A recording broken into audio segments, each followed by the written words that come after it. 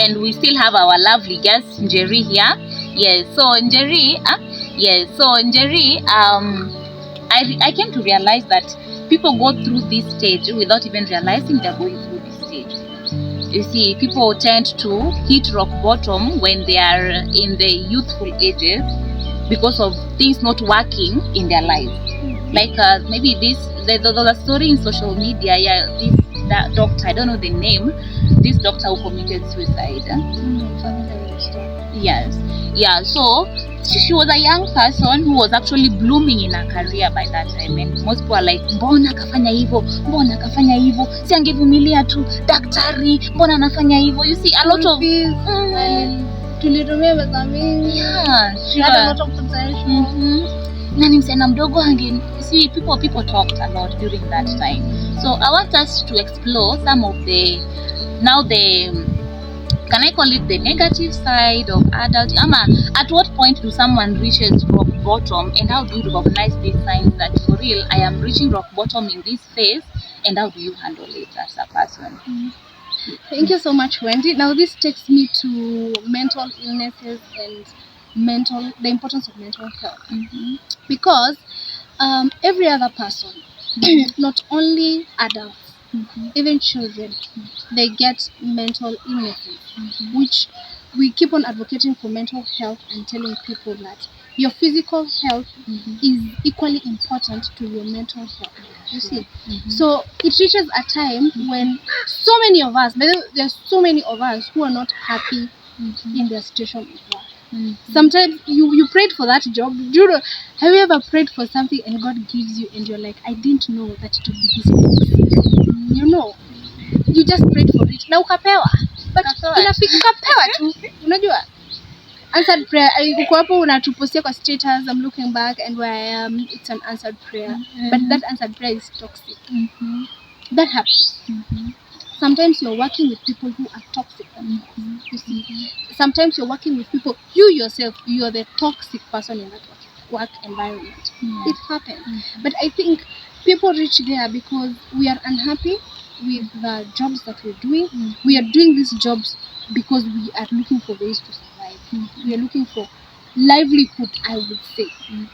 So when we are not happy, we tend to not see the importance of life. I mean, if nikianguka from this 7-story building, I would end all this shit. Why do I have to do this? Sometimes you're not happy at work. Family issues. If you're a firstborn and now there's black tax left, right, and center, unasiaka utagoroka. Then there's your social life. Friends have betrayed you, and you don't have a boyfriend or you don't have a girlfriend. Ulirukwa kipetero kiyesu mpaka unashangaa. Mimi niko na shida gani ukweli? Yes, unashangaa niko na shida gani?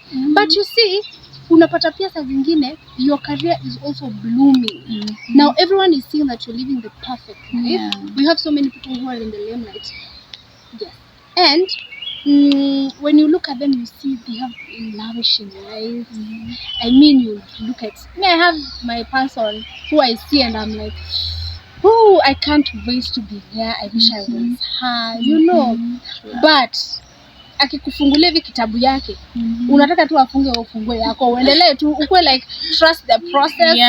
You know. Yes, it's because of that. Some people, we are unhappy and we don't talk about it. You see, I keep on telling people who are close to me, share. And if you don't feel like sharing with me, I can recommend someone who you can actually talk to. If you don't want to talk to anyone, journal, draw, color, you know, go out for a walk, go for hiking, you know, run, dance, listen to music. Have some time and live life. Forget about the troubles, because you know what? Hata kesho ukiamka, it's not this particular trouble or rather this particular problem you're going to deal with. You're going to deal with a new problem and another problem that requires a lot of strength and a new strength even. So I have learned to take life as it comes with different problems, and I would want people to actually embrace life as it comes. Leo hauna fare. Sasa hauna fare. Utatembea. Tembea ukisikiza muziki. Unajua there are things you could do to make your life a better place. You are always unhappy about that job. You could change jobs. I mean, you're not happy. Maybe ulisomea walimu na walimu ni baba yako alikuwa anataka kukuwa mwalimu. You could leave that job and do something else. You see, just the way you pray for that job and you're given that toxic job, it's fine. Pray for a better one. You're going to get it. So people should actually share. I would say it is sad when a young person commits suicide because of something, and people start blaming the victim. It is very, very sad. Plus, there's nothing new under the sun. You who feels that nimefika mwisho, I can't do this anymore. This is just to remind you there's nothing new under the sun. Problem yenye unapitia leo someone else anapitia. Ama kuna mtu mwenye anapitia, and they have found a better way on how to manage that particular problem. Talk to people in my mother tongue, where I come from. They say watu ni mali. That means you can always get something good out of people. Watu ni mali in that I am in the humanitarian field. For me to get my livelihood, I have to interact with people. Hapo ndio nitatoa. Kuna mtu atauza smoky, watu ndio watakula. Kuna mtu mwenye atafanya nini, watu ndio watabani. I mean, hata for these politicians, for them to have those jobs, wanahitaji tu wasee bado, you see. So watu ni mali, you need to talk to people. Always talk to someone. If you're introverted, unasema mimi siongeangi sana, it's fine. Write about it. You know, color, dance, yoga. Express your feelings. Express those feelings. You can go for boxing classes. Toa anger. You know, if lazima confront msee ndio umwambie venye una feel juu alikuacha hanging kama tell them. I mean, tell that person you offended me. ABCD, like make sure you telling some. Make sure those emotions unazitoa. Because don't bottle up. Do not. Because imagine adulting is here, and it's been nowhere.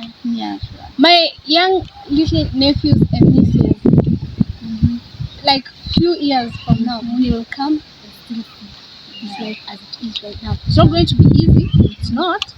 You see, and it was not easy for our parents either. I mean, the only thing is what we can do is embrace it and take it as it comes. Wow. Hope you have heard that, guys. Embrace it and take it as it comes. Don't give up. Always reach out to someone. Open up to someone. Ukiona umefika mwisho, una hit rock bottom, is a clear sign that you need help. Okay. Yes, and recognize you're going through the phase. Just embrace the journey. Njeri, any parting shot? Sitaki kuongeza mingi because sitaki nitaharibu bado nikiongeza mingi. So any parting shot on everything? Watu wafurahie maisha. Adulting is here and it's here to stay. Life is hard, but take it a day at a time. Breathe through it. Sometimes pressure ni mob, and it is allowed. Talk to someone, breathe through it. Make sure you have a friend. If not, we have so many professionals out here. Reach out to professionals who could actually talk to you through everything. Hydrate, eat food before anything, sister. Eat. I mean, before and after anything, just eat. I know what watasema, we lose appetite. Basi kunywa maji, breathe, lala, amka kula. You know, ama chapa tizi, kula. You know, like do something, but just take life as it is, one day at a time, 1 minute at a time, because life is hard itself. You're going to have more difficult situations in life, but you need to brace yourself. You need to encourage yourself. Let people learn how to encourage themselves and tell themselves that I can do this. I am here today. That means I can conquer today.